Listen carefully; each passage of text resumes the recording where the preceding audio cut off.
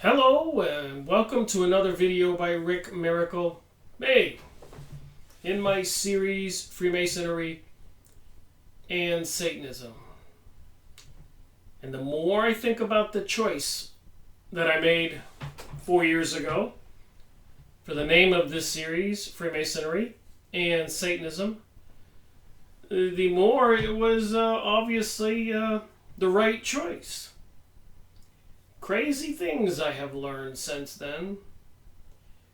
This is series 183, a new book.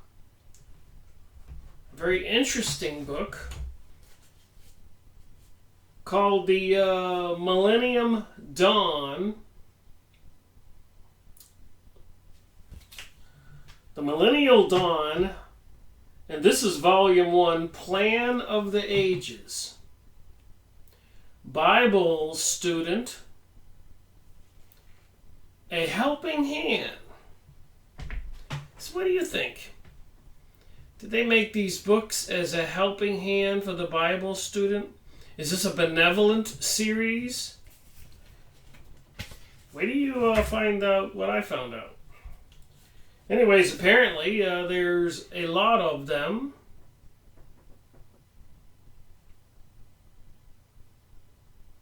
Notice the globe with the wings on it.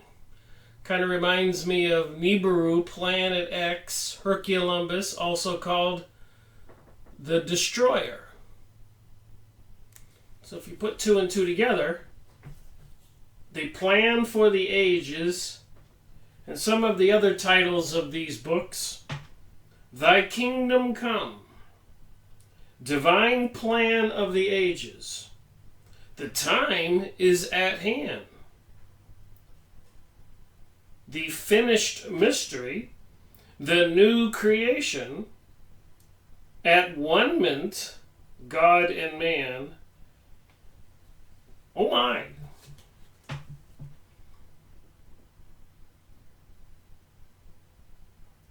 So you can look this up on Yahoo image site and just put in Millennial Dawn, and you can get the pictures I'm about to show you. There's a quagmire here. This is for Bible students. But who published it?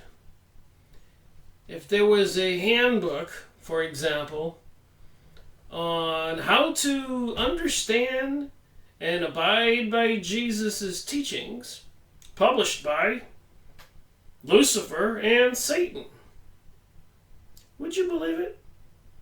Would you scratch your head and say, something's not right? Lucifer and Satan publishing something here, a guidebook on how to know about Jesus's and Jesus's plan, published by the devil? It wouldn't make sense. A quagmire. So what about this series of books? Millennial Dawn. Who published them? What do they say? How did I learn about them? Following my nose, the trail in my research.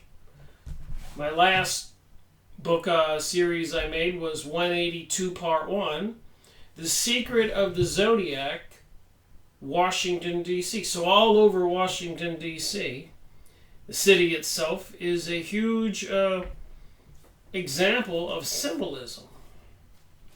And while I was making the last video, I shared some information, but on the US $1 bill, on the back of it, of course, is the pyramid with the all-seeing eye, an unfinished pyramid. And while I was making this, reading this book, the author mentioned the Millennial Dawn, pages 276 and 277.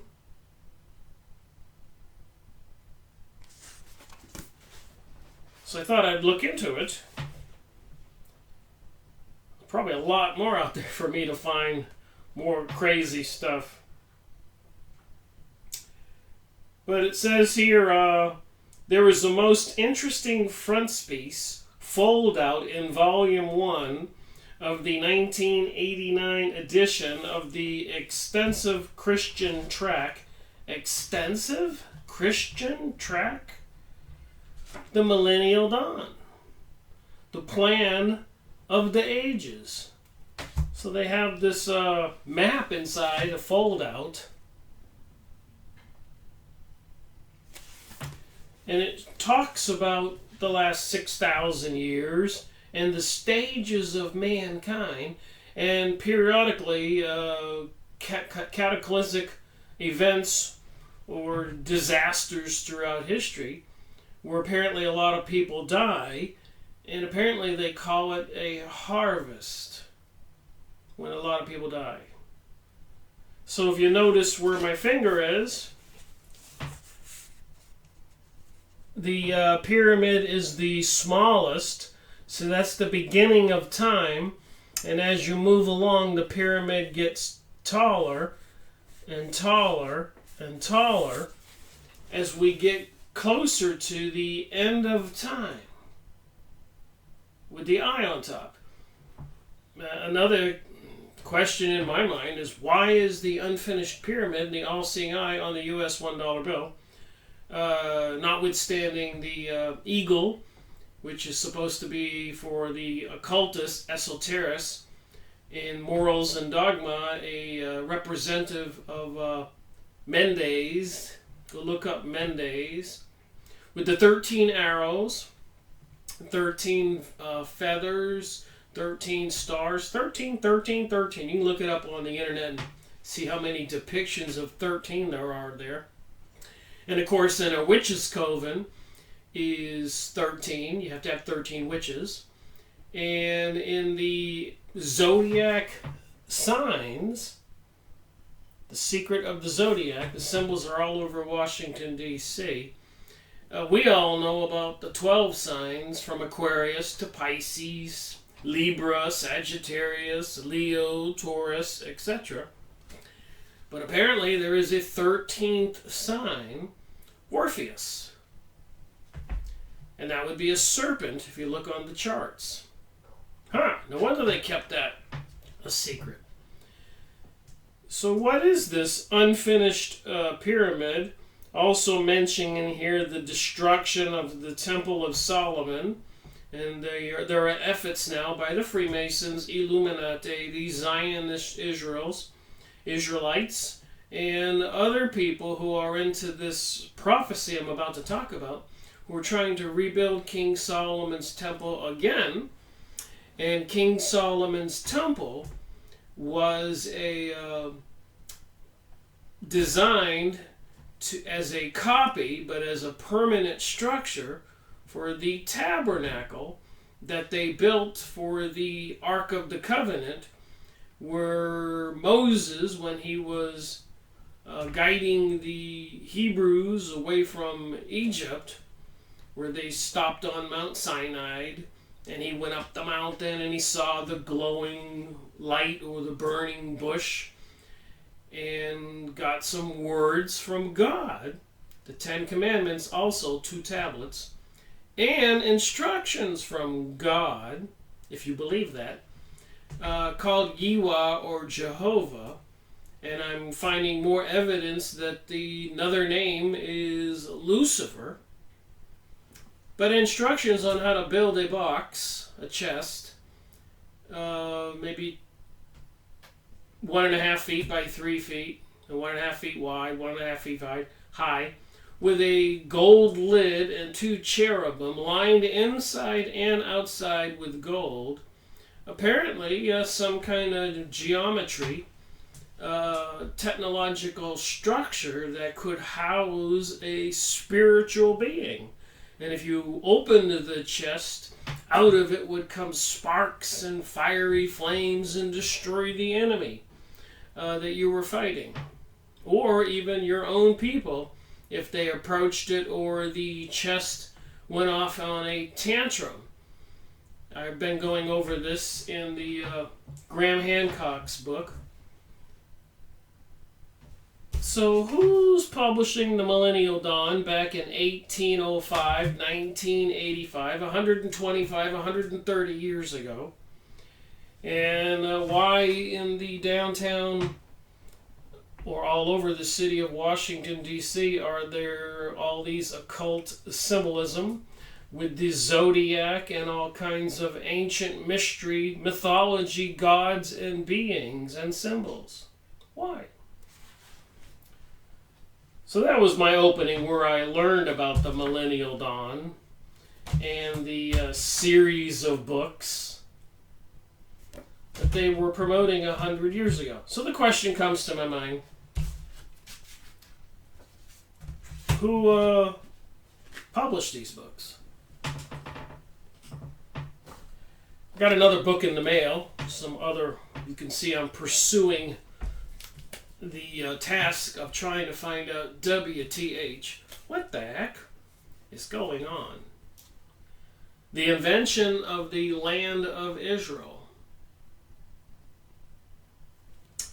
From Holy Land to Homeland, Salomo Sands. I have more books to read. And I did have this chart I showed in the last video when I read about that in the secret zodiac of Washington, D.C. You can go look up the Millennial Dawn or the pictures and you'll find these charts. It talks about the progression of the ages, the first dispensation, the patriarchal age, the Jewish age, the gospel age, and in between the Jewish age and the gospel age was a harvest. The gospel age, and then there's a harvest. The Messianic age, the reign of Christ. So I suppose that's what's coming. And I'll hold this up, the third dispensation, with my finger under here. The last pyramid is what's coming. Chart of the ages. But notice that pyramid is finished with the eye on top. And on the group of people, I guess it's represented on this pyramid, is the Great Company. So that's who will be in charge of the world. Underneath that, Israel restored. It's on this chart. And then the W is the world of mankind lifted up to human perfection and life. Now again, all this sounds kind of cool. Kind of good. Growth. And then the next symbol is the tabernacle of the wilderness with the King Solomon's temple, with that chest that God told Moses to have built, which housed some entity who came out in a cloud like a genie and spoke to Moses or spoke to the followers after Moses died. And they took it into battle to conquer their enemies. Who's got the Ark of the Covenant now? And why are they trying to rebuild King Solomon's temple, which was designed for the Ark? And even in this book, the Millennial Dawn, in this chart is a picture of the Ark, the tabernacle, Messianic age, third dispensation.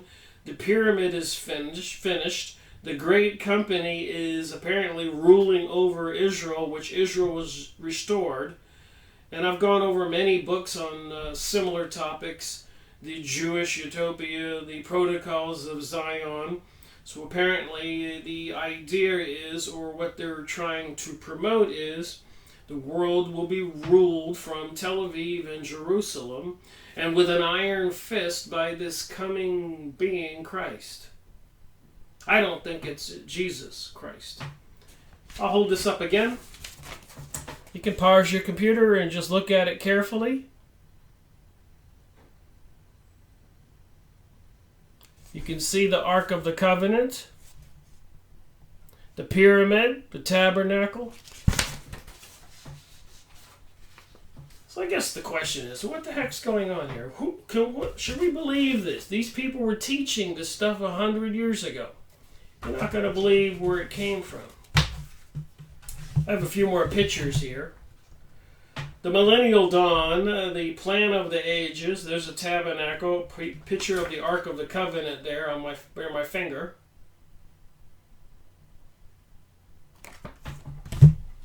That's a nice little set of books.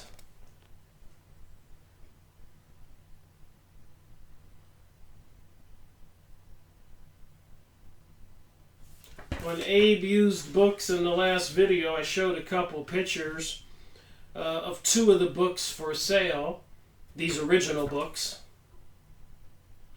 for $4,000 and $5,000 for one book. Tried to get my hands on one, but I couldn't, so I went online and found PDF Volume 1, Volume 2. I couldn't find the rest of them, but if I search, I'm confident I will. Obviously, this is going to be a long-term investigation on the Millennial Dawn set of books. Volume 1, 2, 3, 4, 5, 6.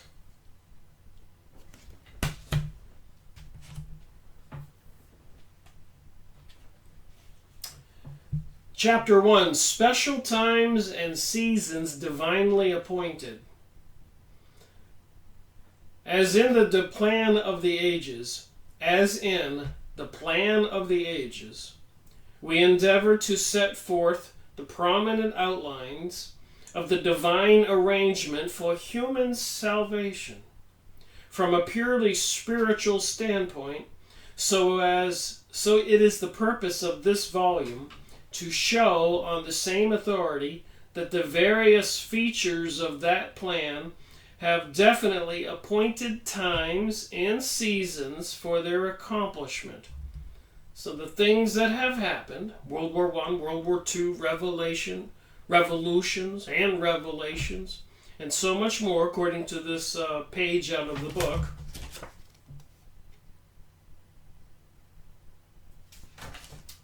Things happen at the appointed time by this being that's in the box, the Ark of the Covenant, called Jehovah, and some other evidence I have, also Lucifer. These are the people that are going to be the Jewish aristocrats, the people, secret society elite who will rule the world. You can't even make this stuff up. That's why I read books and share them and get the pictures and all that. Because who would believe me?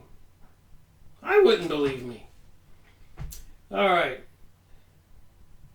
That so far as the plan has progressed, each successive feature of it has been accomplished exactly on time, and that the time is now at hand for its culmination in the blessing of all families of the earth.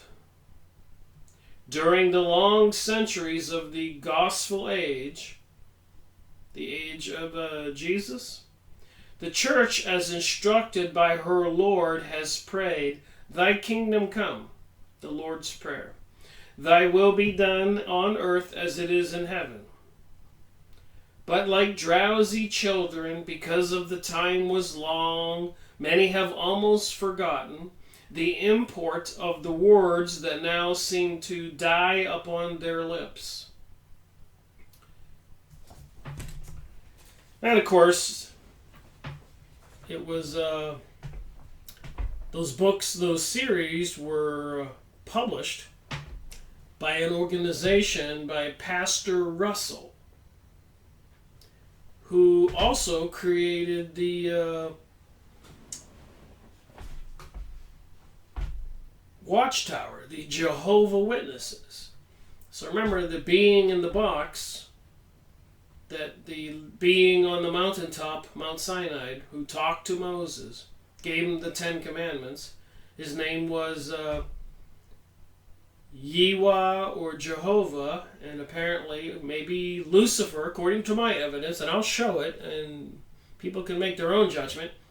It baffles my mind, if you want me to be the truth, to tell you the truth.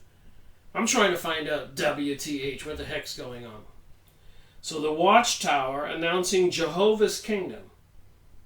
Armageddon, what is it?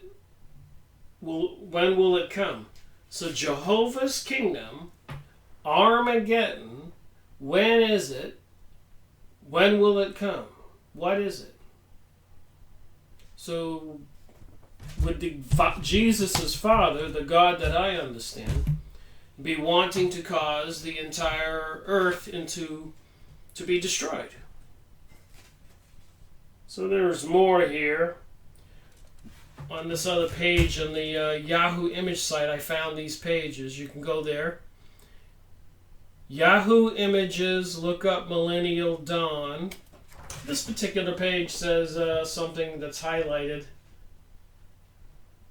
Battle of the Great Day of God Almighty, Revelation 16:14, which will end in AD 1914 with the complete overthrow of Earth's present rulership, is already commissioned. Picture of the fold out here on Yahoo image site. Millennial Dawn, a counterfeit of Christianity.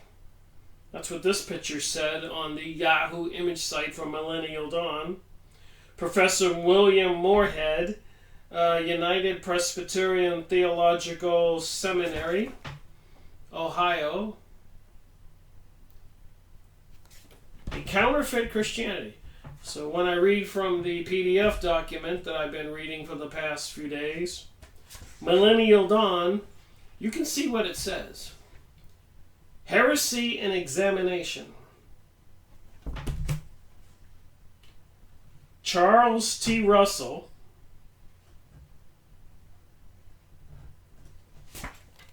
again, these are on the Yahoo image sites. You can go there and put in Millennial Dawn and see these pictures. There are links to different websites.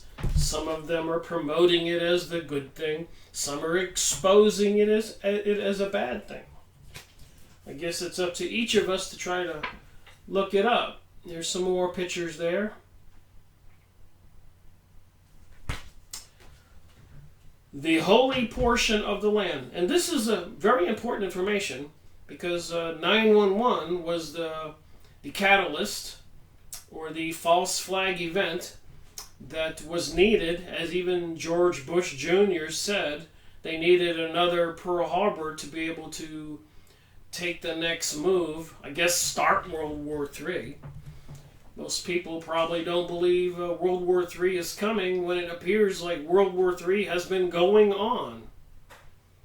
All right, the holy portion of the land. The land is for the prince from the west to the Mediterranean Sea. The land is for the prince from here east to the Salt Dead Sea. So that's why Israel started out with a small sliver of land, and now they have plans for a greater Israel. Go look it up on the Yahoo image site. I've talked about this in previous videos. So they got the area of the Levites, the holy district, the city district. Stuff that was on that website. God's millennial temple. So now we're talking about King Solomon's temple. A 3-story chamber, a holy place.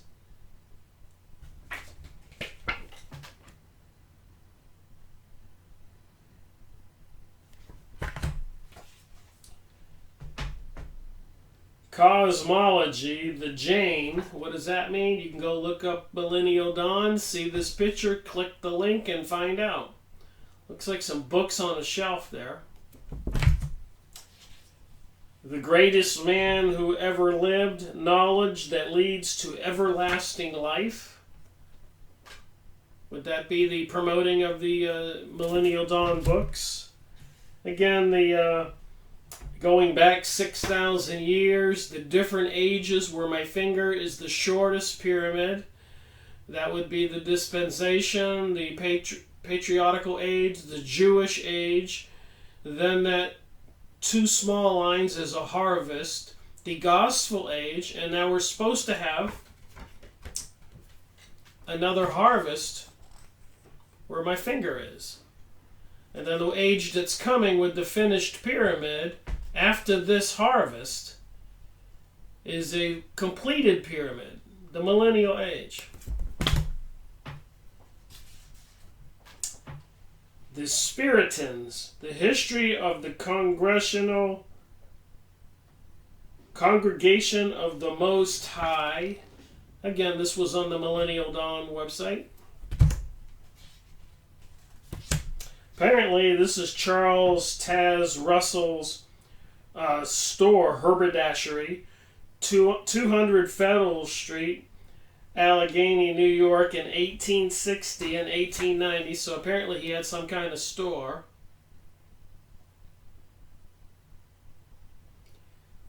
Looks like upper state New York. The Spirit and the Sword, Jehovah Witnesses expose the Third Reich. Again, these are pictures at the Yahoo image site.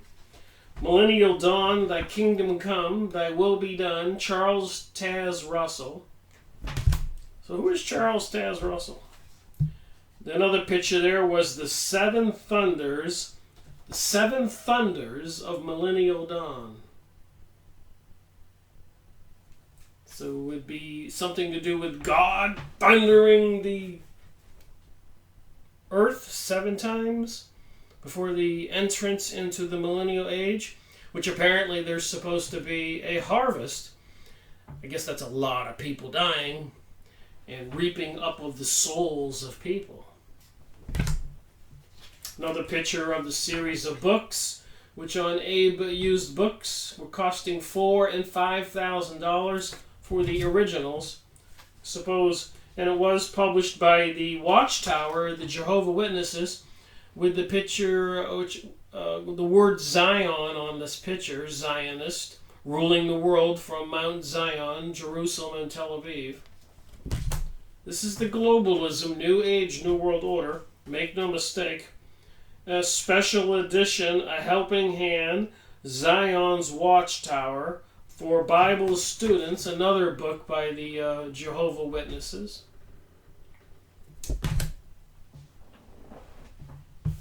So that was my opening. I got a little bit more to do. I was Series 181, Part 1 and 2, Talisman, Graham Hancock. I've been making videos on related topics. Running out of room to store my stuff here. And 181, The Sign and the Seal, Part 4 and 5, I believe. The Talisman was Part 1, 2, and 3, 181. And I have another book by Graham Hancock. I've been following this line of thinking. The Message of the Sphinx, Graham Hancock, Robert Bauval. Just got this book in the mail. Seems to be interesting information that's related. The Secret Life, first-hand accounts of UFO abductions. A David Jacobs, PhD, smart guy. So why are these aliens in this age of the Messiah, or entering the age of the harvest, and then the future age, according to the Millennial Dawn, is the Messiah's reign? Why are they abducting people and mating with them, creating hybrid humans? What's with that? Another book I got in the mail that I've been reading. Big thick book.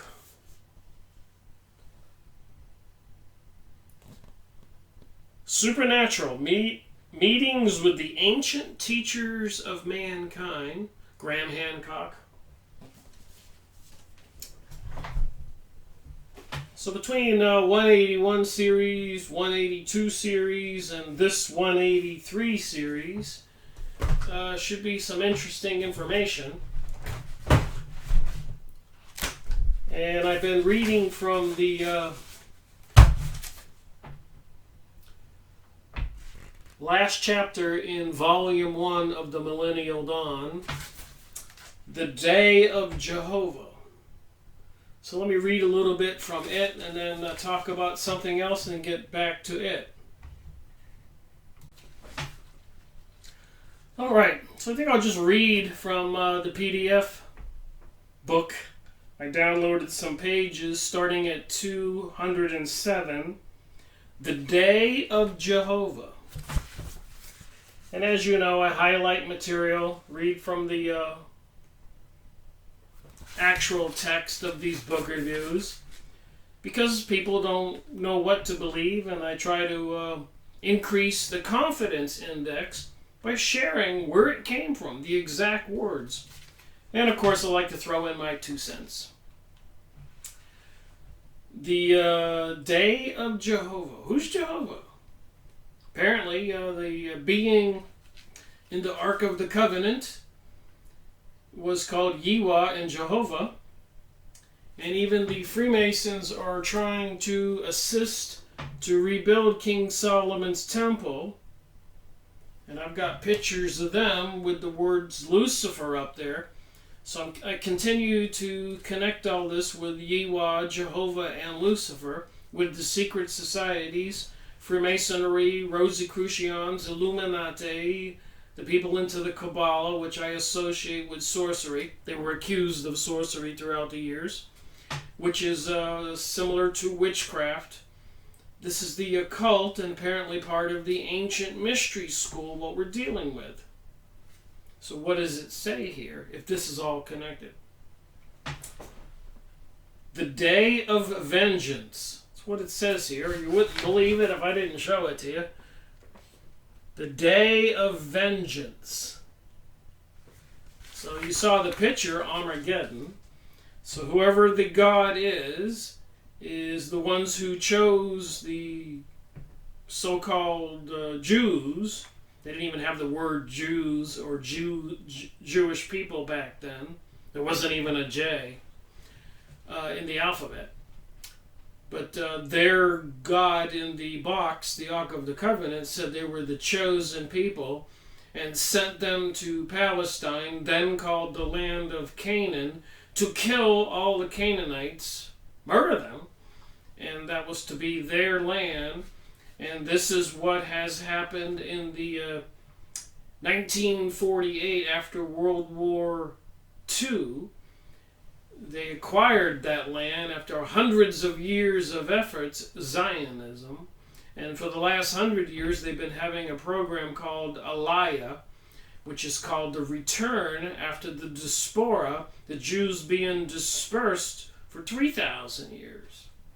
So something's coming to a head for sure. And who's planning it? Who's behind it? And is it the God of Jesus? Jesus' Father, the Holy Spirit, Father, Son, and the Holy Spirit? Or is it someone else? But here it says the Day of Jehovah, the Day of Vengeance, the Day of Wrath. The time of the great trouble, its cause, the biblical testimony regarding it, its fire and storm, its shaking and melting, shown to be symbolic, David's testimony, the Revelator's testimony, the present situation, and the future outlook as viewed by the opposing parties. Remember, this is 1889, 119 years ago. None of this is new, what's been going on, and I realize it's hard for people to fathom that this effort has been going on for hundreds of years. But if they look back and see the French Revolution, Russian Revolution, Chinese Revolution, other revolutions, Napoleonic Wars, and more, Alexander the Great, the wars there, Genghis Khan, the wars there, World War I, World War II, and looming World War III, if it's not already underway. And apparently the target enemy today, in February 2018, is we the people. So we might want to wake up to this religion and what's behind it. The present situation and the future outlook, as viewed by the opposing parties, capitalists and the wage workers. So here 100 plus years ago, the Hegelian dialectic, which is basically a philosophy of having two opposing parties, Democrats, Republicans, black, whites, gay people, straight people, religious, non-religious, Americans against the Arabs, and promoting these opposing parties. So they puppet master the all-seeing eye and the mystery school occultists, people into witchcraft, for a simpler explanation, can control the whole thing. And yes, they control the Democratic Party and the Republican Party, and they insulted us in 2016 with the election of Hillary Clinton and Donald Trump. What crazy choices was that? Those weren't choices. But we all had to make one, and a lot of the liberals were freaking out, crying and screaming for Hillary, and a lot of conservative Christians and other people were freaking out, saying, oh my God, the Satans are going to be in charge, let's support Donald Trump. Probably not knowing that he appears to be a high priest in the ancient mystery religion. If you don't believe me, go look up his condominium, his mansion in New York, and see the floor and the columns and all the decorations. You would think you were in a Freemasonic hall. I've got pictures of what they look like inside. You can see his mansion and then go look up the Freemasonic halls. And it's too much the same. It's not a coincidence. So I can only surmise that he is a high priest, Freemasonry, Rosicrucian, I'm not sure, the Illuminati, one of the secret mystery schools. And of course there are some videos about Hillary going off to Las Vegas to attend witchcraft events. So she's a high priestess. So here we go with the ancient mystery religion. And all the people that are in politics belong to these secret societies like George Bush and the Skull and Bones. As John Adams, a former president, wrote about in his letters on Freemasonry a long time ago, and I made a video on his book.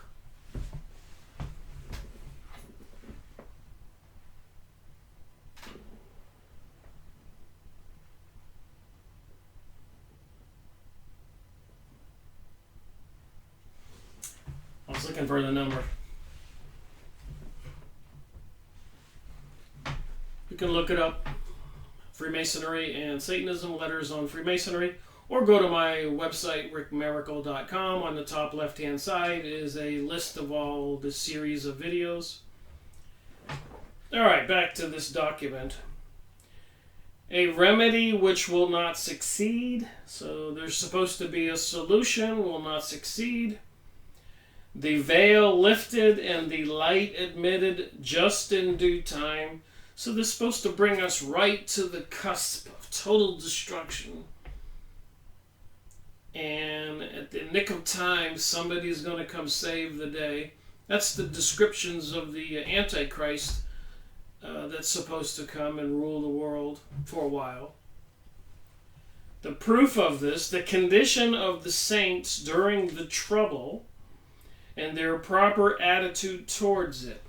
So what I'm going to do is I'm going to read from this document for a half an hour, and then I'm going to look at another book and examine just who Charles Russell is, called Pastor Russell.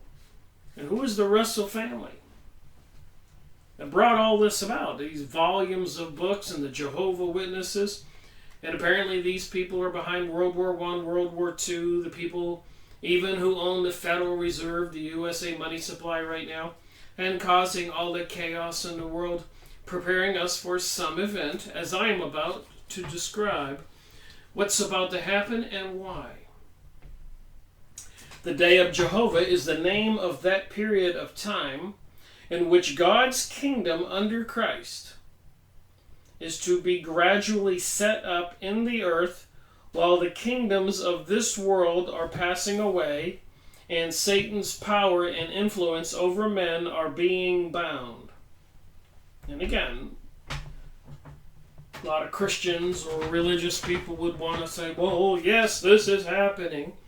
But I want to point out who's publishing these books. It is everywhere described as a dark day of intense trouble and distress and perplexity upon mankind. And what wonder that a revolution of such proportions and necessitating such great changes should cause trouble. And I believe for the last 100 years or 80, 90 years in this thing with alien abductions and the whole UFO, alien issue, gray aliens, reptilians, etc., Palladians, Planet X, it has everything to do with what I'm reading about. It's all premeditated planning, a deception. It's my opinion. But again, I read here and try to show why I have that opinion, and people decide for themselves. Small revolutions have caused trouble in every age, and this so much greater than any previous revolution is to be the time of trouble. So the revolution of revolutions is coming, according to this document. And even in the other documents, the Jewish Utopia, Protocols of Zion, and the other 200 books behind me on all these 600 hours of videos I've made so far, 450 videos on my YouTube channel. This is what's being said is going to happen, and there seems to be plenty of preparations for it. These 200 books behind me, I've got about 1,000 books in this room. I have other bookcases here. Half of these books are trying to convince us of something, deceive us. And half of these books, I'm just guessing on the percentage, are authors like William Cooper, Beware of a Pale Horse, and many other authors trying to warn us about the deception. Leonard Horowitz in this book right here, the green one where my finger is, AIDS and Ebola, they manufactured these biological weapons in laboratories. This book over here, Psychic Research, David Icke books here, right here, there's several of them. Some people say he's part of the problem and part of the solution, but to me he's sharing a lot of information that's important. The green book here and some other green books I have by Henry Ford, the automaker, the Jewish Problem Worldwide, the International Jew, and so many more. My point is, half of these books are trying to persuade us, like right here, where my finger is now, is The Secret Doctrine. ISIS Unveiled, right there. I gotta look at that book again where my thumb is. By Helena Blavatsky, the Theosophist Society, who published the Lucifer magazine. So my point again is half of these books are trying to portray reality in a deceptive way, and the other half are trying to warn us. So you got to be careful when you read the books what you're reading. You can't read it and just believe it's gospel, the truth. The same thing with this document here. So they're saying the revolution that's coming is going to be like one never before. Is to be a time of troubles such as never was since there was a nation, no, nor ever shall be. And he's mentioning Daniel 12 in the Bible and Matthew 24. It is called the Day of Jehovah, because though Christ, with royal title and power, will be present at Jehovah's as Jehovah's representative. Pardon me reading, sometimes it's difficult. So apparently Christ will be present as Jehovah's representative on earth, taking charge of all of the affairs during this day of trouble. It is more as a general of Jehovah. So now Christ, if they're alluding to Jesus Christ, will be a general of Jehovah, subduing all things then as the Prince of Peace. So apparently Jesus reincarnated as whoever's coming, will not be the Prince of Peace, but will be a general, blessing all. So he won't be the Prince of Peace, blessing all. Meantime, as false and imperfect eras and systems fail, so meantime, as false and imperfect eras as systems fail, so 100 and something years ago, they're saying our system is going to collapse, and there's plenty of evidence that it's an intentional collapse. Just like in 1913, when they took over the USA money supply, after not having control for almost 50 years, and killing several presidents in their attempt to get control. And meanwhile, in the whole 1800s, they were controlling Germany's money supply, so they wanted to do the same thing here in the United States. So now, of course, they do it all over the world. And another book review I made on John Perkins' book, Confessions of an Economic Hitman, series number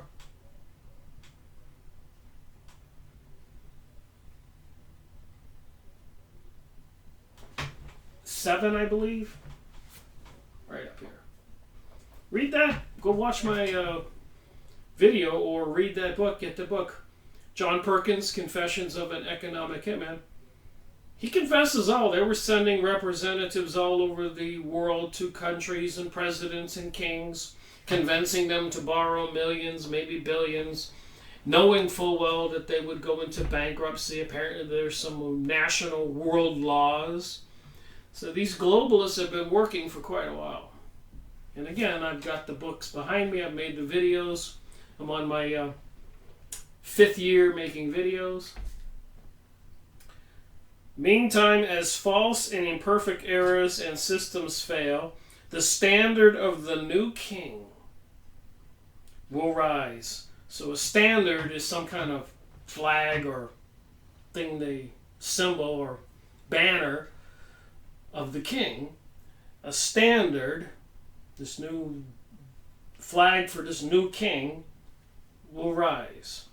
And eventually, he shall be recognized and owned by all as King of Kings. Thus it is presented by the prophets as Jehovah's work to set up Christ's dominion. I will give thee the Gentiles for thine inheritance, and the uttermost parts of the earth for thy possessions. So somebody's going to get the Gentiles, we non-Jews. Non-Jews are all called Gentiles. According to Psalms 2.8, whoever he's talking about, I will give thee the Gentiles for thine inheritance. So somebody's going to inherit us. And the uttermost parts of the earth for all thy possession. That would be getting everything as one global order, one world currency. Cash will be deleted. It'll all be credits on cards. People will be microchipped. According to prophecy, not me. In the days of these kings shall the God of heaven set up a kingdom. Daniel 2. He's referencing different parts of the Bible. The Ancient of Days did sit, and there was brought before him one like unto a son of man, and there was given him a dominion. So they're the Son of Man or the Son of God, Jesus. Somebody's coming that's like unto him, that's like him. And again, this is an education for me as well as the people watching my video. It can be a bit perplexing, confusing, overwhelming, mind-boggling. But all you can do is read it and ponder it, and dwell on it, pray about it, and hopefully we all can get a clue and stop the madness that these people are creating on planet Earth right now, trying to bring us this global order. And all kingdoms should serve and obey him. That's an interesting word. All kingdoms should serve and obey him. It doesn't say will, it says should. Added to these is Paul's statement that when Christ shall accomplish the object of his reign, then shall the Son also himself be subject unto him. So when Christ shall accomplish the object of his reign, Christ means anointed one. So when this anointed one shall accomplish the object of his reign, then it says, then shall the Son also himself be subject unto him. So Jesus is going to be subject under this anointed one that's coming. That would be Lucifer, Satan. You see where I'm getting this problem with this reading?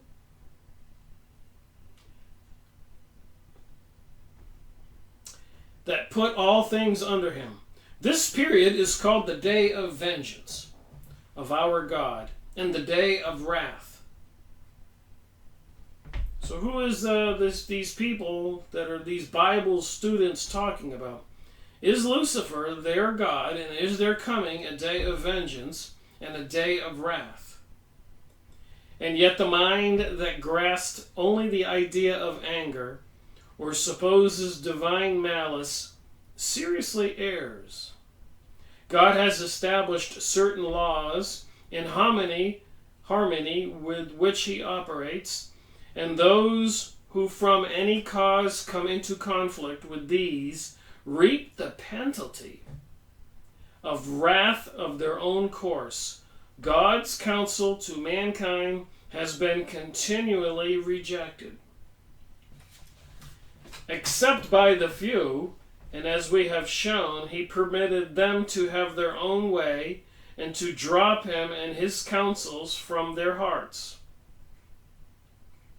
He then confined his special care to Abraham and his seed. So Abraham and his seed, who are they? Who professed to desire his way and his service. Would that be the Hebrews? The Jews? The Zionist Jews? And a lot of Jewish people have been warning us. They just said here that the Son, Jesus, is going to be subject under this being. And remember, all we people who are Christians, a third of the planet, Jesus was a Hebrew, so obviously we're not of the same thing as the Zionists, although the deception would have everybody believe there's such a thing as a Judeo-Christian unity taking place. But many Orthodox, God-fearing Jewish people, Benjamin Friedman, Rabbi Marvin Entelman, I made videos on his books. Henry Mackay, PhD, Jewish author in Canada, who wrote the book, The Illuminati, the Cult That Hijacked the World. A lot of Jewish people have been warning us. Half of these books almost are on that topic. The hardness of heart as a people and the insincerity of their hearts towards God not only naturally prevented them from receiving Messiah, but just as naturally prepared them for and led them into trouble, which terminated their national existence. So they are talking about the what a lot of people believe is Jews today in Israel, but it's not all Jewish people all over the world, and a lot of us need to wake up to that fact. So these people, he then confined his special care to Abraham and his seed, who professed the desire his way and service, and terminated their national existence. Well, that can only be the Jews and the diaspora, which existed for almost 3,000 years, and for the last 100+ years has been Aliyah, a program where all the Jews are heading back home, many Jews, from Argentina, USA, France, Iraq, all over the world, and trouble was intentionally caused to create friction, anti-Semitism. A lot of it was faked. To stir up trouble to get these people to participate in Aliyah, because a lot of Jews who were living in many nations all over the world did not want to give up their roots and leave. They were doing quite well. Somebody or somebody's mystery religions, mystery schools, initiation, and occult organizations, Kabbalists, Illuminati, top-level Freemasons, not all the lower levels. The lower-level people are dupes. They don't know the real story. Many of these books behind me talk about all of that. I made hundreds of hours of videos on that topic. It's not everybody. We can't have myopic, small-minded thinking. There is a huge deception going on, and a lot of people, including me, have been part of the process of being deceived. It takes a lot of work to wake up. They say that only about 15% of us are awake to some degree. 85% are mind-controlled zombies. And they even make TV programs and movies about that. Nothing mysterious about it. Mind control programming's been going on for the last 100 years with serious research by the governmental secret powers. Plenty of books on that. I've gone over the books. I'll be going over other books on it. Back to this document. And so the light born in the world during the gospel age by the true church of Christ, the class of whose names are written in heaven, has borne witness to the civilized world of the difference between right and wrong, good and evil, and of a coming time in which the one will be rewarded and the other punished. So with a lot of this New Age thinking and philosophy and teaching and books, they want people to believe there is no such thing as good or evil or right or wrong. It's all just an experience. Do whatever you want.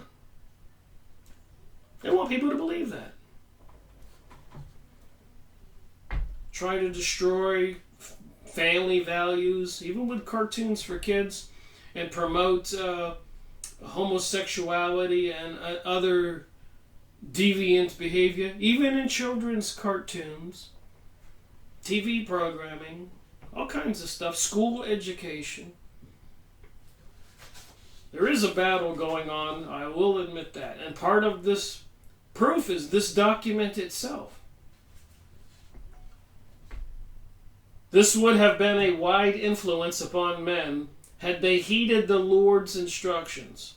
But willful as ever, they have profited little by the advice of the Scriptures, and the trouble of the day of the Lord will come as a consequence of that neglect. And I do believe we're all spiritual beings, and that you can't just do evil, be a thief or a mass murderer, and not be held accountable when you leave this planet, your soul. But apparently, when this harvest, a lot of people are trying to be led down the dark path because there is a harvest. And apparently the evil forces want to harvest some souls for their world.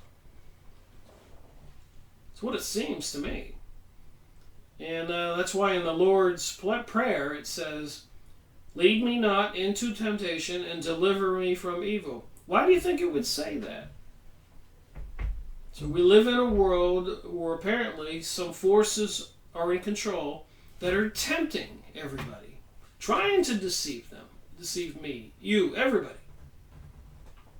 And apparently there's a harvest, a mass catastrophe happens, some kind of Armageddon event or whatever, some huge disaster like the threats of World War III, nuking the planet, poles shifting, comet striking the planet, whatever the propaganda is out there promoting today or tomorrow or yesterday.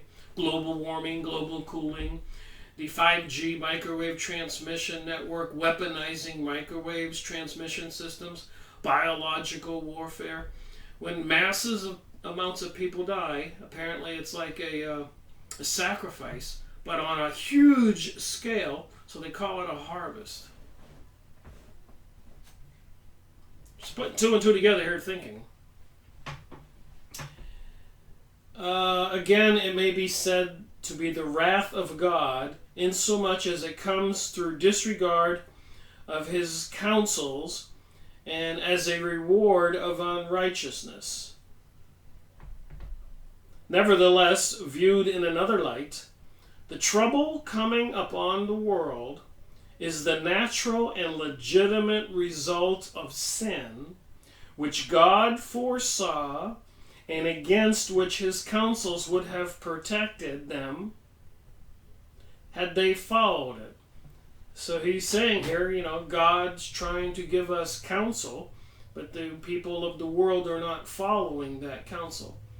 So a lot of people have been deceiving we the people, the planet's population, for thousands of years. People with more knowledge than the rest of us. They've been reaping the benefit of destroying and stealing and sexual perversions and so much more. Living in castles and doing all kinds of insane things. It is quite the world we live in. But again, we are human beings, and the worst these entities can do is kill us. Physically. But even more so is that we willingly give up our souls to them. That seems to be much more damaging than anything they can do to us on this planet. We have much more power than we know as spiritual beings in these biological bodies.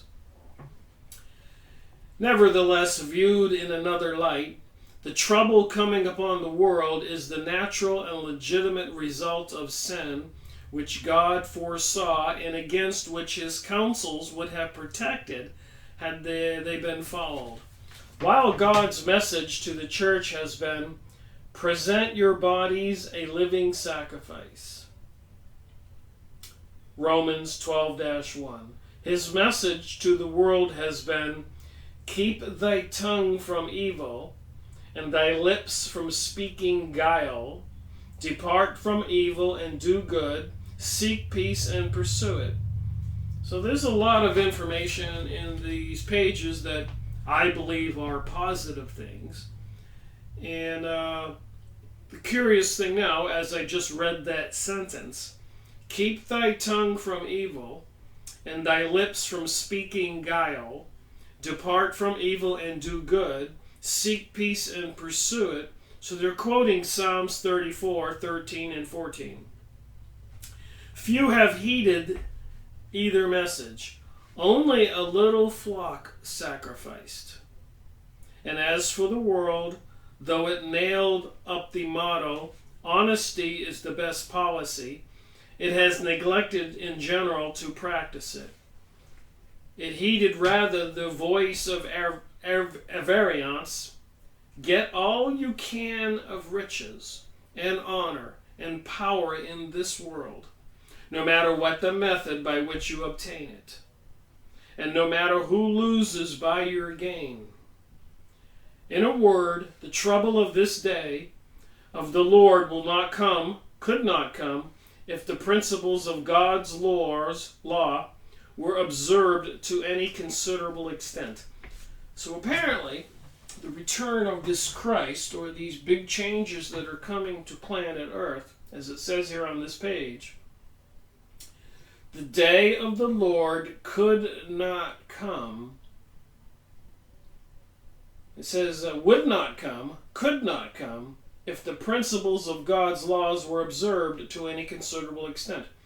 So whatever's about to happen, like that picture from Armageddon or whatever, if people were to do as God instructed, and as Jesus added as the another commandment, he said it's a commandment, that we are to love one another, then this catastrophe that's coming could not happen, according to this document. That law briefly summed it up. Thou shalt love the Lord thy God with all thy heart, and thy neighbor as thyself. So like I said, there's a lot of good stuff in these pages, but there's a lot of other stuff that's not so good. It is because the depraved or carnal mind is opposed to this law of God and is not subject to it, that as a natural consequence, the trouble will come as reaping after sowing. So we reap what we sow.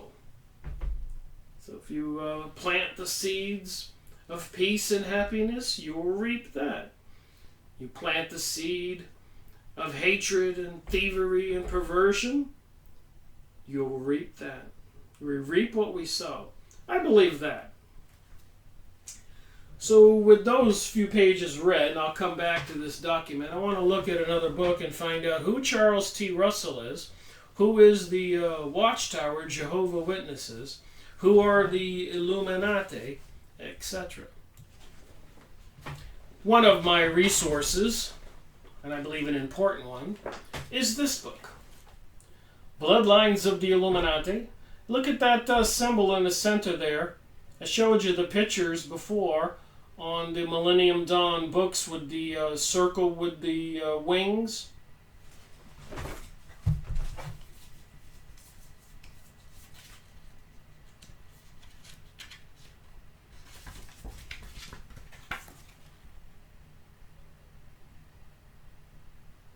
The divine plan of the ages. A helping hand for the Bible student.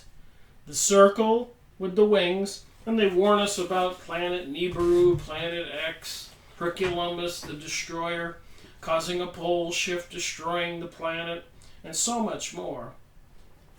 And look at Bloodlines of the Illuminati with the wings and the circle behind it.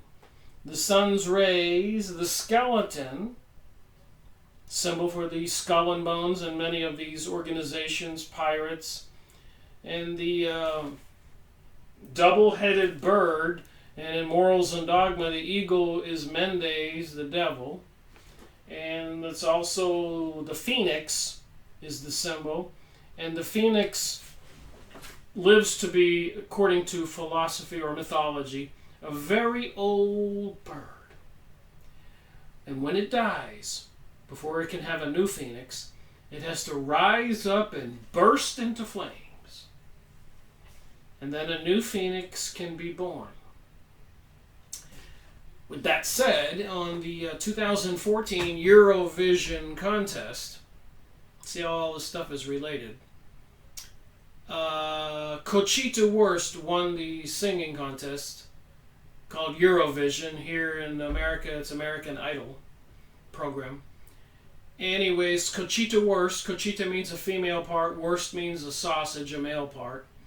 And the man's face, or woman, whatever it was, had the face like Jesus, the body as a woman in a silky dress, singing the song, The Phoenix Rising. And in that song, it has the words, "You can't stop us."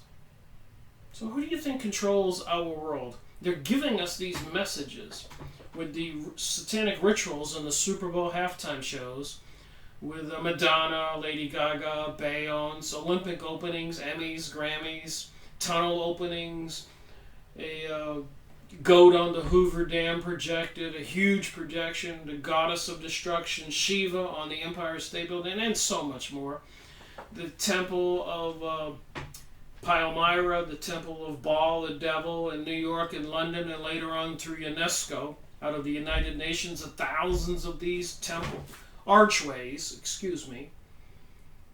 So they're portals and they're symbolism, so they are opening doors to another dimension for some kind of beings to come through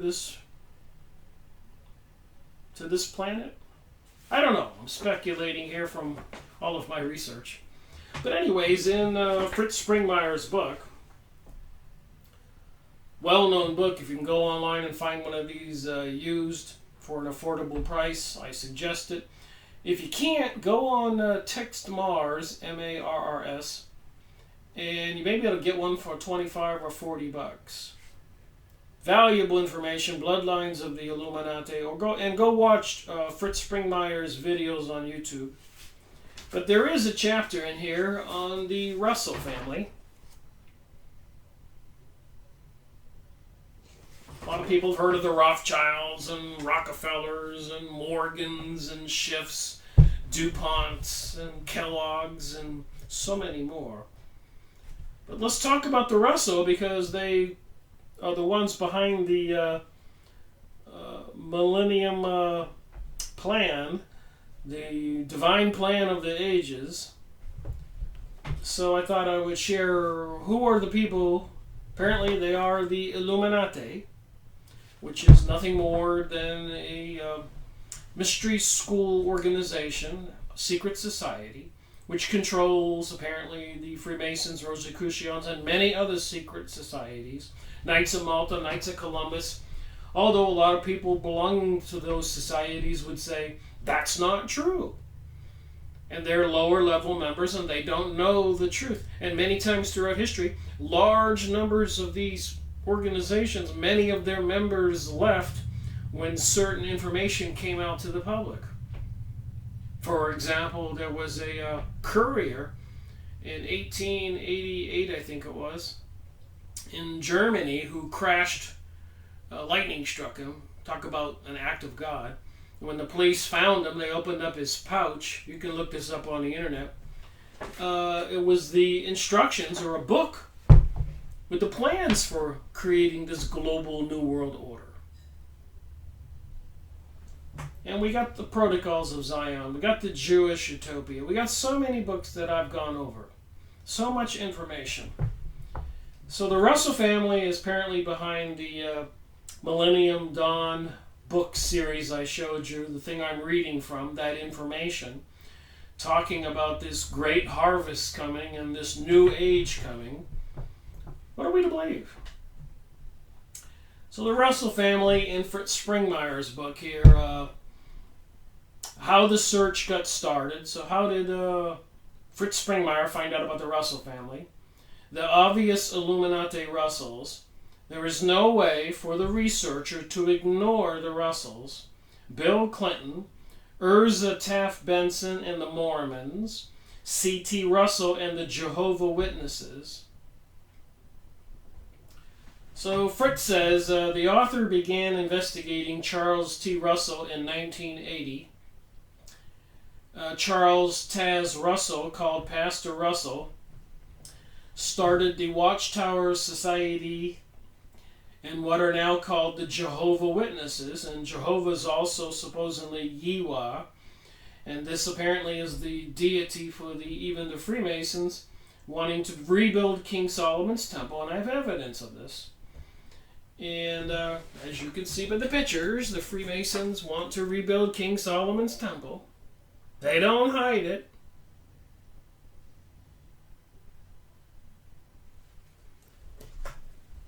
And Albert Pike of Morals and Dogma, the Bible for the Freemasons, big thick book. I made plenty of videos on that book. They acknowledge that Lucifer is another name for their deity, apparently, as well as Isis, Osiris, Horus, the all-seeing eye on the back of the dollar bill. So who is that eye? Is that Lucifer, Satan, Horus, Osiris, Isis, and many other names? Thoth, Ra, Marduk.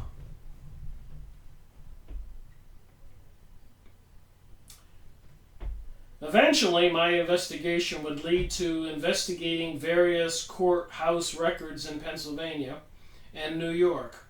It would mean, this is what Fritz Springmeier did here, it would mean calling historians in several states, and it would entail poring over every document available concerning the early Watchtower Society.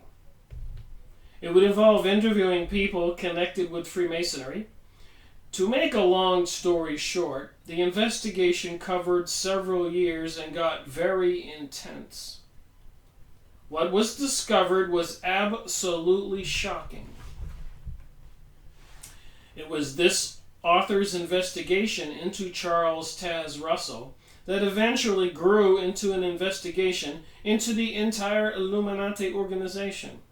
Some of the details that emerged from this investigation that pertain to this chapter were: number one, Charles Taz Russell's family had connections to Lafayette. who was beyond a doubt part of the Illuminati. And I've learned, unhappily, I've learned something. And that is all of these people that I was taught to be, I guess, to look up to, our heroes, like George Washington and so many more, Lafayette. These people were all into these secret mystery schools, and apparently the way they teach us is they promote these people as being heroes or people we are to look up to. When you look into their background, that is not the case.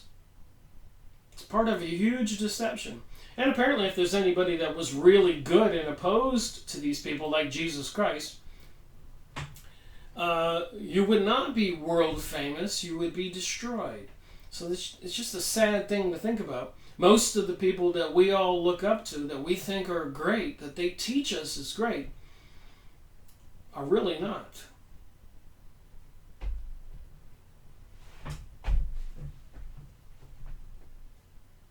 But remember, apparently these evil forces are in charge of our world, and they are trying to deceive us, so it seems. Charles Taze Russell got enormous financial support for his organization for many years. So who was supporting Charles Taze Russell to deliver this message in all these books, which probably cost a lot of money? The Millennial Dawn, the Divine Plan of the Ages,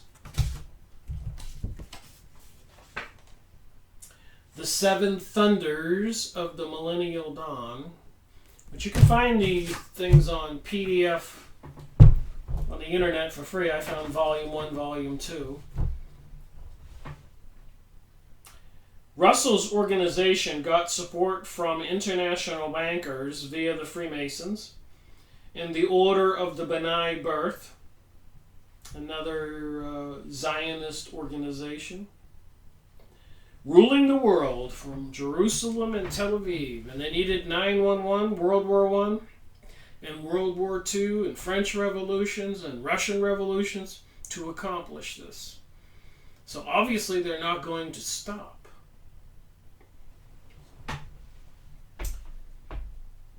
Charles Taze Russell worked with powerful Zionists who have been an active part of the world order. I've made videos from the Encyclopedia Judaica, published in 1973 in Israel. Their encyclopedia. The Zionists have clearly been at work for hundreds of years, behind the scenes, causing French revolutions, causing World War I, World War II, and apparently these same mystery school occultists were behind 9/11 and the total destruction of all those countries over in the Middle East. And the overthrow of the president of Ukraine, of Egypt, and so much more. The murder of presidents Panama, Costa Rica, and other places. A lot of these things going on in the world today have to do with these things I'm talking about here. C.T. Russell was friends with the Rothschilds. C.T. Russell was the first Zionist in America, and the Rothschilds were early promoters of Zionism. So the Rothschilds were controlling the money supply, the banks in Germany. He sent agents over here to take over the USA money supply. And that money supply, when they controlled our money supply, the money supply in Germany, the money supply in Italy probably, Britain probably, France probably, the world, they're using that money to bring about these events and all this propaganda and teaching that people are believing, called the New Age, New World Order, and Globalism. And people are going to beg for it. Even with the recent school shooting in Florida, all the politicians, many of them I'm noticing in the news, even the governor of Florida, are screaming for gun control. So they're planning something, and they need to disarm everybody. And they need to take away cash so they can control your money. And those who do not go along will find that their little 4-digit codes, when they try to go get their money, will not work. There's a plan. And it's called the Divine Plan of the Ages, with the circle and the wings. You can get the books, and these were published 100 and something years ago, coming from members of the Illuminati, pretending to be biblical characters and doing something for God. Charles Taze Russell was a Freemason, deeply involved in the occult. That's witchcraft, secret magic things that they don't want the rest of us to know. And I'm not opposed to shamanism or spiritualism or praying and healing, but they don't want us to know that. That's why they destroyed the Library of Alexandria, why they destroyed all the records and artifacts when they invaded Mexico and went into the chief city. The first thing they do is head for the shaman's hut, get all his material, kill him, and then start killing people and taking their gold. This was even during the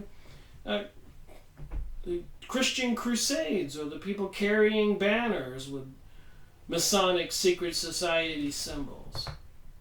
They want the knowledge, they don't want the rest of the people to know the truth. Freemason, deeply involved in the occult, including the use of healing handkerchiefs, magical winged sun discs. So the magical winged sun disc. Is this the magical winged sun disc? On the Millennial Dawn books.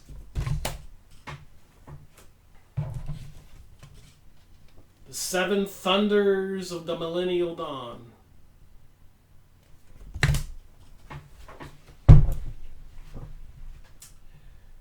The Enochian magic. I've gone over the book of Enoch in my videos. You can watch those series. We'll be looking at that again. Pyramidology, about pyramids, Rosicrucianism, and other occult activities. So when I say these things, isn't me saying these things. I'm reading it in all these books, a couple hundred so far. And I've got another 800 or 900 books in this office. And I've been reading some of them, and I have to go one book at a time making videos. But I think I have an overwhelming amount of information that seems to be targeting the answer to the question, WTH, what the heck is going on? Let's stop being deceived and wake up. Charles T. Russell had a hidden side to him, including accusations by his wife that he was a pedophilia. Oh, here you go again. Even during the Hillary Clinton, Donald Trump presidential campaign, a lot of information came out about Pizzagate and pedophilia. These people with the secret mystery school witchcraft organization apparently do these different kind of satanic rituals to please their deity, God. Records show he owned silver and gold mines, large secret holdings of real estate, and secret catches of gold at his headquarters. C.T. Russell and his organization were connected to the satanic elite in many ways. So this isn't me, as I keep saying. That's why I do book reviews. Look at the bottom line there. That's Fritz Springmeier, a famous researcher, saying this.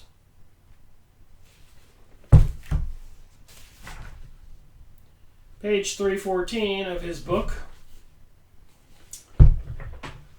In 1990, this author, Fritz Springmeier, came out with his book, The Watchtower and the Masons, which was an introduction to the kind of information I had discovered. The information was shocking enough that dozens of Jehovah Witnesses left the Watchtower Society upon reading my book. So even like the Freemasonic organizations were, even a couple times in the United States when information came out about the Freemasons, many Freemasons abandoned Freemasonry. And apparently that's why they created the Mormon organization. The people who left Freemasonry had a place to go, which apparently was an organization into the ancient mystery school religion. because Freemasonry was looked down upon after they killed William Morgan, Captain William Morgan. I made a video on his information. The Watchtower and the Masons was only a drop in the bucket. I've been saying there's thousands of these occult organizations across the world. That is to say, only a small part of what has been discovered and needed to be said. It was clear to this author, Fritz Springmeier, who wrote several books, that C.T. Russell's family was no ordinary family. Although C.T. Russell's branch of the Russell family had done an excellent job to cover their tracks, it was clear that they were definitely connected to the Illuminati. The actual genealogical connections have not yet been found, although genealogical work was done to find out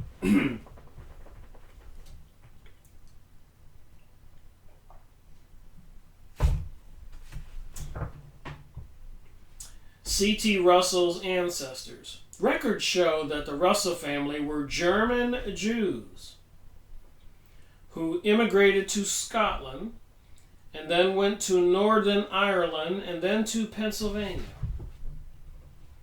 When this author was able to debrief a group of Illuminati defectors, and you can go watch videos on YouTube if you don't believe this, and there are Illuminati defectors who tell all, they revealed that the Russell family was one of the top 13 families. Remember, in a witch's coven, it takes 13 witches. The 13th sign of the zodiac that they hid from us is Orpheus, which is the serpent. 13 on the eagle on the back of the $1 bill. 13 feathers, 13 arrows, 13 branches, 13 stars, 13 lines on the little plaque flag there. So they're telling us. The author had not told them of his enormous research into the family, so it was a very emotional moment for this author to have several insiders confirm his conclusions. Prior to this, other insiders had leaked information that lined up with these insiders also. So that's why I have taken this investigation of mine to such an extent of purchasing 1,000+ books. I wanted overwhelming information to convince me what was going on. I had no idea when I started. The preponderance of evidence from so many sources was simply overwhelming. Like I said, I have 1,000 books in my office here. Hundreds of thousands of pages of documents, press releases, and other documents that I've researched, printed out and even in boxes in my storage unit. Pictures. Let me finish my half an hour on Fritz Springmeier's book and I'll show you a couple pictures.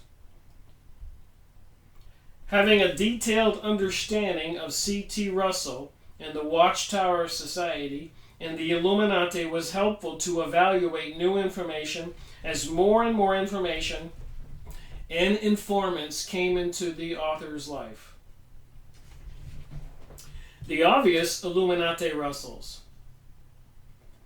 In 1986, Anthony Sutton came out with his great expose, The Order of the Skull and Bones. I believe I've made videos on Anthony Sutton's books. You can look them up. Sutton, Freemasonry and Satanism, book review. Persons who had inside information had sent large parcels, an 8-inch batch of documents on the order. So somebody sent Fritz Springmeier 8 inches of documents. So the insiders were telling all. To several researchers, Anthony Sutton was brave and intelligent enough to organize the information into a powerful book. The Order of the Skull and Bones has been organized at Yale by General William Huntington Russell. So the Skull and Bones that George Bush Jr. came from, and many others, was created by the Russell family. So the Russell family is creating the Skull and Bones with the Skull and Bones symbol, and the Millennial Dawn book series we're going over now in this information. Can you see why there might be a little bit of a conflict here of thinking? And Alfonso Taft in 1833, and legally incorporated as the Russell Trust in 1856. So this goes back easy a couple hundred years. The author has also been accumulating information on the Skull and Bones Order. The original name for the order was the Society of Brothers in Unity. So they use these names like the Organization for Women's Rights. They created that. They weren't really trying to promote women's rights. They had sinister plans. I've gone over that. One of those plans was to break up the family and to get women into the workforce and the children into the schools so they could control the minds of the children and tax the women. It used to be that a man could go to work and support his family, but that wasn't working out well for these people. There was a plan, and it's been going on a long time. The Illuminati started 5 fraternal groups at Yale: the Skull and Bones, the Scroll and Key, the Book and Snake, the Wolf's Head, and Berzelius. At Princeton, they started the Ivy Club and the Cottage Club. At Harvard, they started the Porcelain, also known as the Pork or the Pig Club. At Oxford, the Illuminati started the group, and later the Rhodes Scholars were started in England. And Bill Clinton was a Rhodes Scholar. So like I said, all these people that get into these positions of high office are part of these organizations.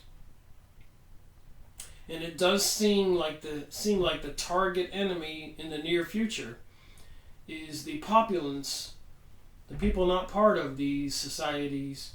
They also call us profane. The many Jews call us goy and goyim, which means cattle. But the secret society, mystery school religion people, Rosicrucians or Freemasons, etc., call non-members profane, and it is they have to swear with the threat of death not to tell the profane the secrets. This is why the order also set itself up at Phillips Academy in Andover, Mass. Prep School in 1870. So these elite families send their young boys to these schools to get ready. The rituals, history, and influence of these Illuminati fraternities is too massive of a subject for this book. A list of some of the members will be included in the appendix. The Order of the Skull and Bones memberships comes from the elite families, and these men have wielded enormous power in the United States. So it's just a couple pages. You go get this book. Go watch Fritz Springmeier's material, some of his videos. He's still alive, making videos or having interviews with people.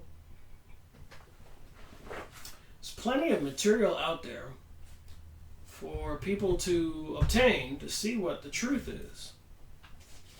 And the thing that concerns me, of course, is this coming online of the 5G network, which is weaponizing microwaves, and so many other radio wave transmissions, even controlling our light bulbs to take out beneficial lights. They know which frequencies of lights harm us, like blue light, so they want to narrow down the spectrum and make us put light bulbs that emit light that harm us, not feed our mitochondria, our cells in our bodies. I went to the doctor the other day. I learned something shocking on one of my physicals. And she said, "Rick, you might be pre-diabetic." So I said, "What does that mean?" And apparently your glucose can be too high or too low.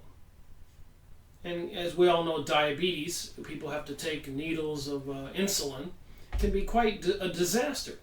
But on a lower level, it causes inflammation in your body, even to the point where it messes with your veins and blockages where people have to get feet and legs cut off, etc.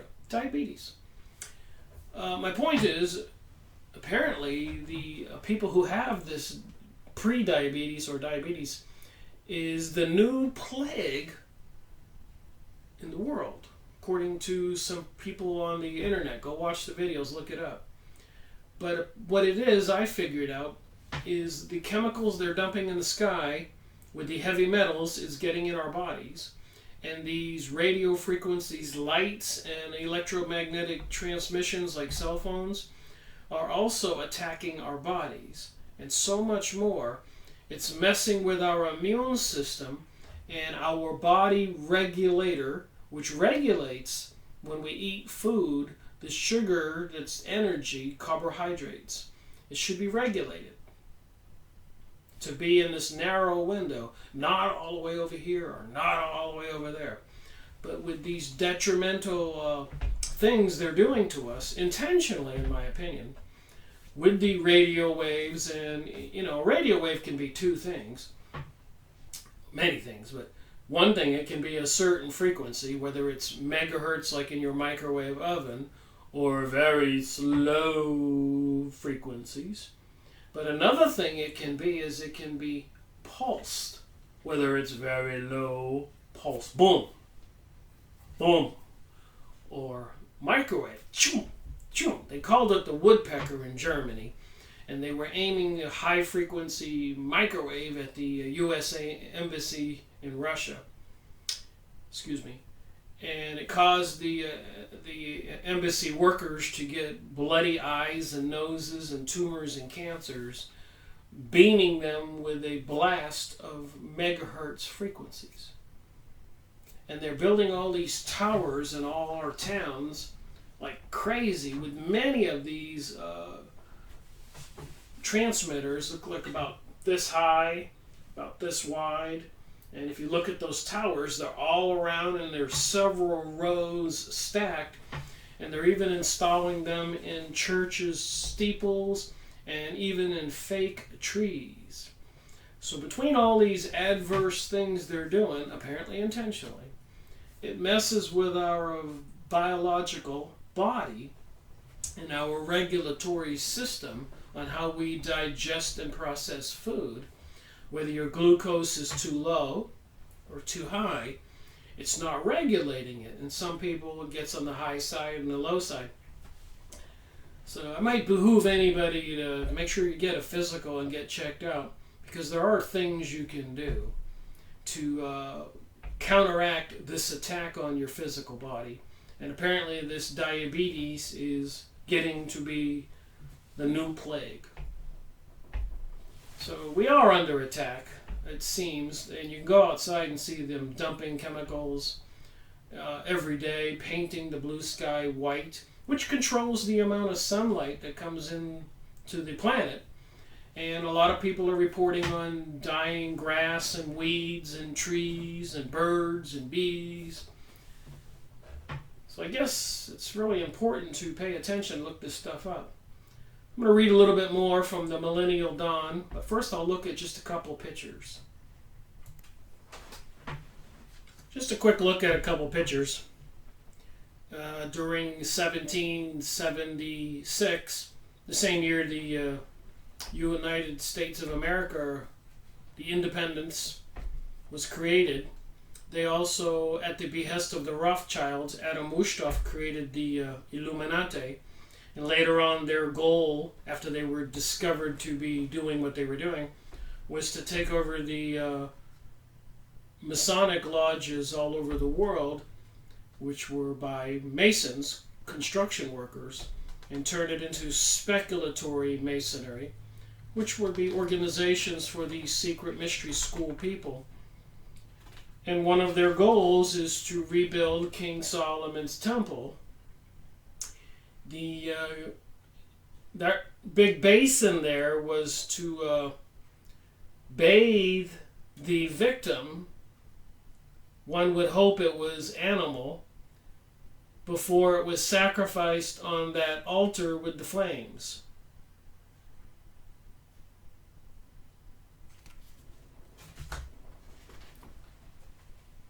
From darkness to light. So these people get initiated, you get invited to join. You can't go knock on the door and join.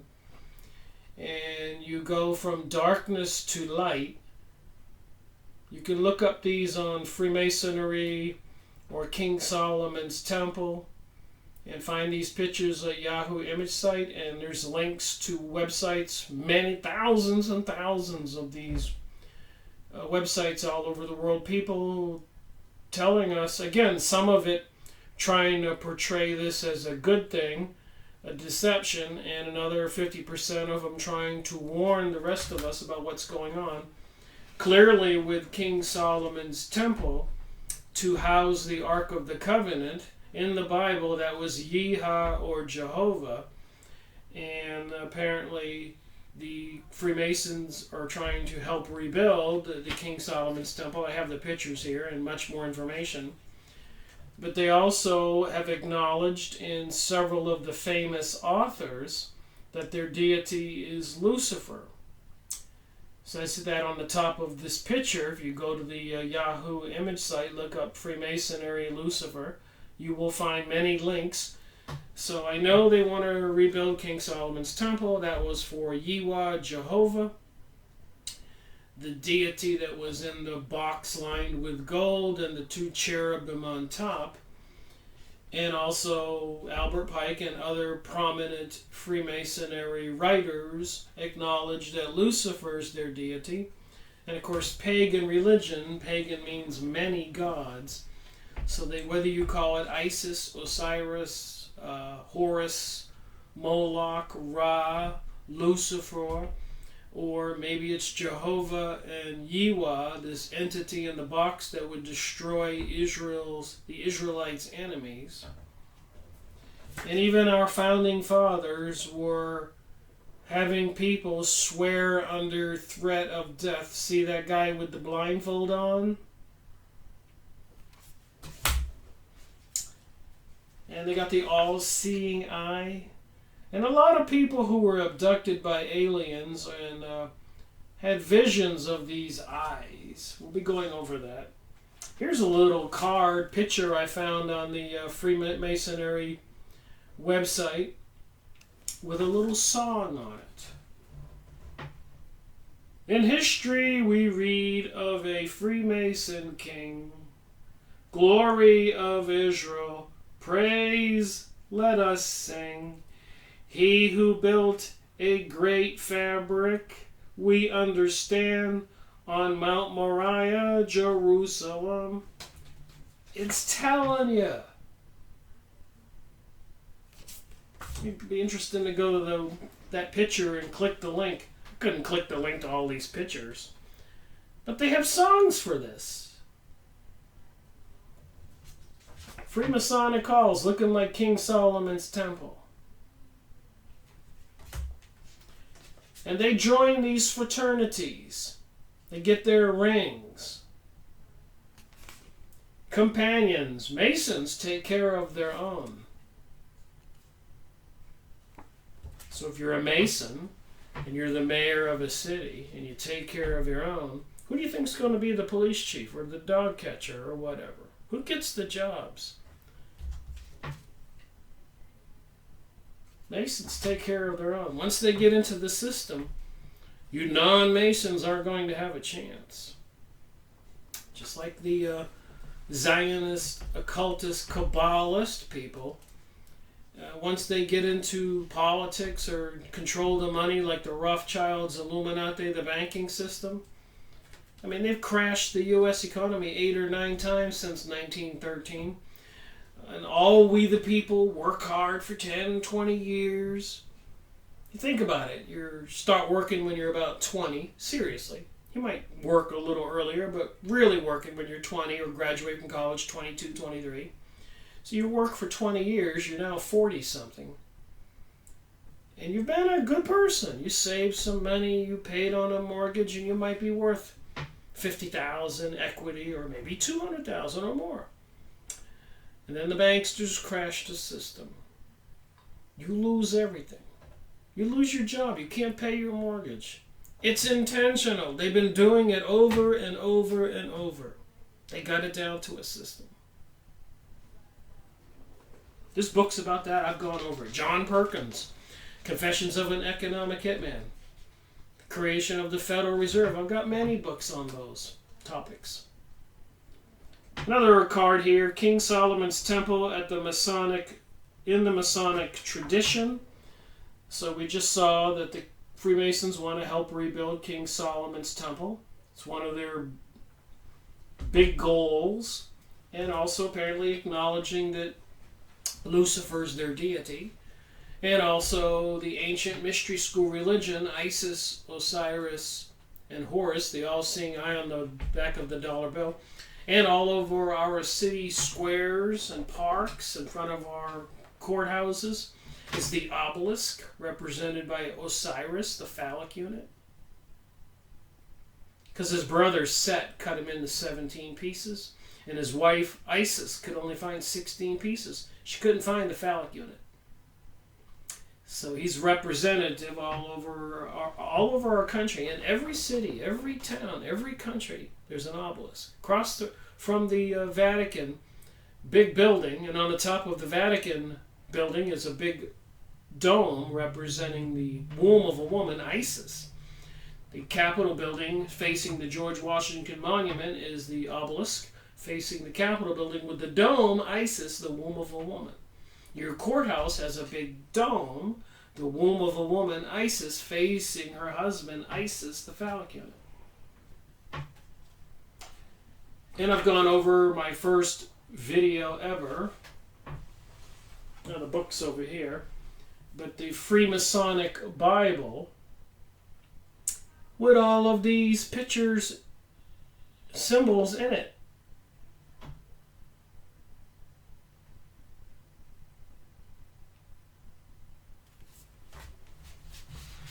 A little bit mind-boggling, you think? All right, back to this Millennial Dawn. Being well aware who was behind promoting this, the same people who brought us the Skull and Bones and the Wolf's Head organization.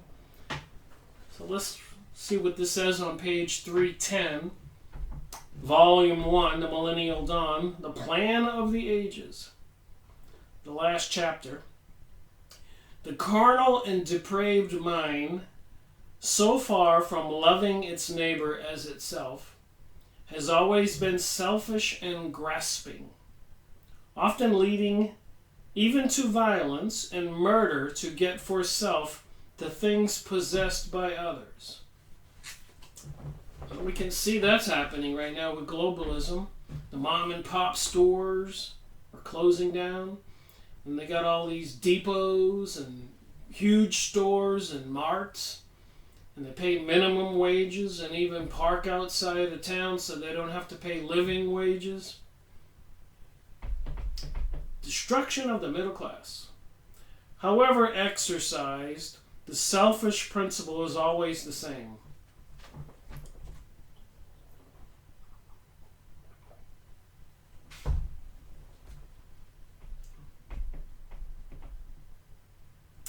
Except as governed by circumstances of birth, education, and surroundings. It has been the same in every age of the world, and will be until, by the force of an iron rule of Messiah, the force of an iron rule of Messiah, not might, nor greed, but love, will decide what is right. and enforce it, until all may have the opportunity to learn the superior benefits of the rule of righteousness and love as compared with that of selfishness and might. So there's a lot of stuff they put in here that people can't argue with. But they say some tough things here about what you have to do. You have to surrender everything, which is what they teach initiates who get illuminated into these secret mystery schools. They have to surrender their own desires and their own will and their own lives and commit everything to these secret societies. Until, under the influence of the sunlight of truth and righteousness, the selfish, stony heart of man will come once more, as when God pronounced it very good, a heart of flesh. Looking back, we can see without difficulty how the change from godlike love and kindness to hard selfishness came about. The circumstances tending to promote selfishness were encountered as soon as man, through disobedience, lost the divine favor and was exiled from his Eden home, where his every want had been bountifully supplied. So, divine favor, soon as man, through disobedience, lost the divine favor and was exiled from his Eden home, where his every want had been bountifully supplied. All right, so the Garden of Eden. Who tempted Eve to eat of the apple tree? It was a serpent. So why does it say it this way here? Why wasn't the serpent punished? And he was. As our condemned parents went forth and began the battle of life, seeking to prolong existence to its furthest limit, they were met at once with thorns and briars, and thistles and sterile ground, and the contending with these produced weariness and the sweat of face which the Lord had declared. This is part of the Genesis in the Bible, the story of Adam and Eve. Gradually, the mental and moral qualities began to dwarf from the lack of exercise, while the lower qualities retained full scope from constant exercise. Sustenance became the principal aim and the interest of life, and its cost in labor became the standard by which all other interests were estimated, and mammon became master of men. So trying to be able to eat and live became the master of men. Can we wonder that under such circumstances, mankind became selfish, greedy, and grasping, each striving for most, first of the necessities, secondly for the honors and luxuries bestowed by mammon? Well, I'm fully aware that communities have thrived and survived throughout history until these people came upon the scene and start destroying these communities, like in 1913 when they took over the USA money supply. And even before that, when they created the United States of America, when they took over the politics, as written in Letters on Freemasonry by President John Quincy Adams' book. The Freemasons swore that no outsiders would ever get into high political office. 200 years ago. And they've been fleecing the little guy all along. 8 times they crashed the system. The Great Depression, 2008, and many more. They knew what they were doing. They know what they're doing today. It is but the natural tendency of which Satan has taken great advantage. Well, these people who run the Federal Reserve or run our government, these elite corporations, are working against we the people. That seems clear. During past ages, under various influences, among others, ignorance, race prejudices, and national pride, So they're saying national pride is a crime, is a bad thing. That's part of the globalist agenda. The great wealth of the world has generally been in the hands of the few, the rulers, to whom the masters rendered slavish obedience as to their national representatives, in whose wealth they felt a pride and an interest as their own representatives. So I am aware that these Illuminati, these secret mystery school people who want globalism, use the Hegelian dialectic philosophy to divide the poor and the wealthy, to have them fight and kill each other, while this third party takes control. I thought of that when I was reading this page here. You can see that they're trying to get the working man against the people who have control.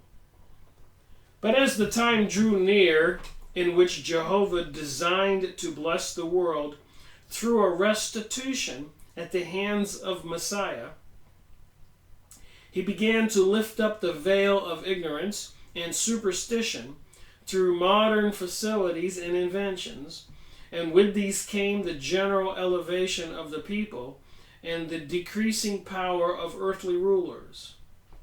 So are there some beings beyond the veil, fallen angels, coming to this planet? Yiwa, Jehovah, Lucifer, Isis, Osiris, Ra, Horus, Moloch, gray aliens, reptilians?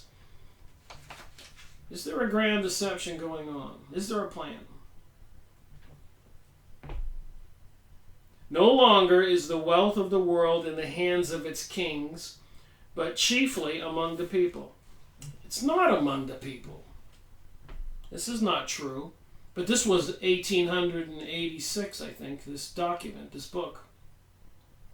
And since then, they've had World War I, World War II, and they've killed off many elite monarch families, ruling elite all over the planet. Who controls those countries now?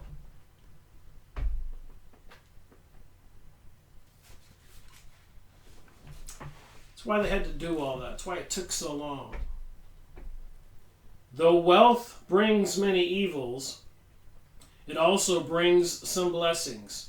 The wealthy obtain better educations, but thus they are lifted intellectually above the poorer people and become more or less associated with royalty.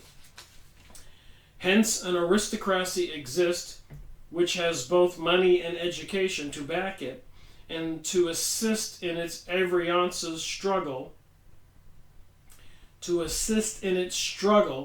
get all it can and to keep itself in the front rank at any cost. So even our city governments, town governments, and even huge corporations, their overhead is so high that they have to tax the people or deceive them, selling them things that are defective. These organizations, local city governments, state governments, the military, the corporations, they have been built so big and so vast and so powerful that they are thriving to survive. And the people who are going to bear the burden, become the slaves, will be the citizens of the world. So it seems. But as intelligence spreads, as the people take advantage of educational facilities, like taking out student loans for 4 years and taking 20 years or more to pay them back. How crazy is that? Just to be able to work and survive in this world. Now so abundant, they begin to think for themselves, and with the self-esteem and selfishness in them, led on by a little learning, and it's pretty easy for people to go over the top once they get elevated to a certain position. They forget where they came from. They want to have a house worth $500,000 or more, big yachts. They have to survive. Who will they join in the battle between the government and the people if they have a lot of stocks and bonds? They'll be joining the forces oppressing the people. They want to survive. I was told that by some people when I was up in Maine a few years ago. They said, Rick, those people just want to survive. They have to send their kids to Yale and to Harvard to join the Skull and Bones or the Wolf's Head Club. Where are they going to get the money? Except from the little people. Somebody's setting that all up. There's no seemingly decent, honest representatives in government for the United States or any country or we the people. They're after globalism right now. A little learning, sometimes a dangerous thing. They fancy what they see ways and means by which the interest and circumstances of all men, especially their own. So I can see how it wouldn't be hard to get people to join the Freemasons or other secret societies with connections and secrets and money and power. Will people sell their souls? Have they sold their souls? Can be promoted at a cost of the fewer numbers in whose hands the wealth now lies. Many of these, doubtless, honestly believe that the conflicting interests of Mammon's worshippers, themselves on one side and the wealthy on the other, could be easily and fairly adjusted. And no doubt they feel that were they wealthy, they would be very benevolent and quite willing to love their neighbors as themselves. So a lot of poor people wish they would win the lottery or get wealthy. And they say, oh, if I had it, I would help everybody. But how many people actually do? But they evidently deceive themselves. For in their present condition, very few indeed manifest such a spirit, and he that would not be faithful in the use of a little of this world's goods would not be faithful if he had greater riches. In fact, circumstances prove this, for some of the hardest-hearted and most selfish among the wealthy are those who have suddenly risen from the humble walks of life. So it's just some interesting material. I've only read a couple pages from the Millennial Dawn.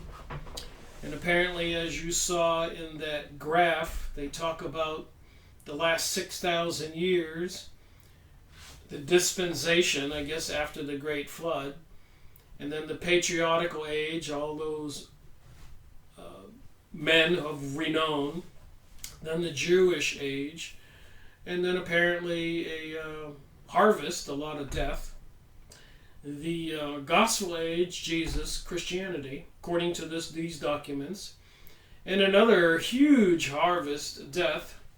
I've gone over books about the elite's concerns of population and the depopulation plans, and we see all the detrimental attacks on we the people. And I need to look into this diabetes thing a little more, and how to control the regulator system of my body. And apparently there are things you can take, like cinnamon and other broccoli. Certain chemicals can help regulate your glucose level, because the heavy metals and the radiations and GMOs and other foods and environmental effects are attacking us and harming us. And apparently the powers that be are fully aware of this. And what is the medical situation? People can't afford to pay $500 and $600 and $700 a month for medical care. Very interesting world we live in. And thank you for watching my video. There's a comment section below, and a thumbs up would be thankful. Rick Miracle reporting.